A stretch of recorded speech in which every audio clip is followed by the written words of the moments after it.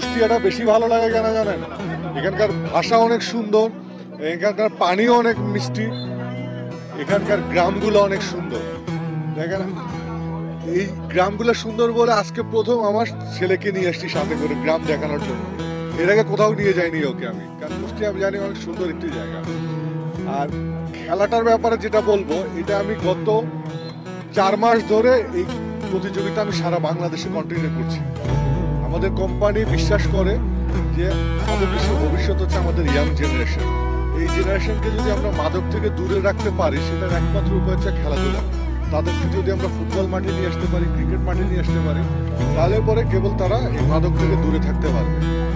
সেই যে চিন্তা ভাবনা থেকে আমি সারা বাংলাদেশে আমরা ফুটবল টুর্নামেন্ট চালিয়ে যাচ্ছি। আজকে এখানে হয়েছে, আগামী পরশুদিন ভোলাতে আছে, এর আগেও বরিশাল বিভাগে আরো 3-4টা করা হয়েছে, আপনার যশোর বিভাগেও হবে, যশোর জেলাতেও আছে, সারা বাংলাদেশে চলছে। আমরা চেষ্টা করছি যদি কোনো কারাও যদি এরকম আয়োজন করতে চায়, অবশ্যই আমাদের সাথে যোগাযোগ করবে। মার্সেল, এখানে যারা মার্সেল স্থানীয় প্রতিনিধি আছে তাদের সাথে যোগাযোগ করবে। অবশ্যই আমরা সেখানেও স্পন্সর করবো, সেখানেও তার সহযোগ, কিন্তু হিসাব রাখতে হবে অবশ্যই যেন সেখানে ইয়াং জেনারেশন ইনভলভ থাকে।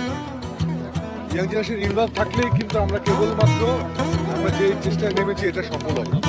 আমার কাছে আজকে এই জায়গায় এসে সবচেয়ে বেশি ভালো লাগছে কি জানেন, আমি এই লাস্ট 3-4 মাস ধরে যতগুলো টুর্নামেন্টে মাঠ দেখছি, এত সুন্দর মাঠ আমি কোথাও দেখি না।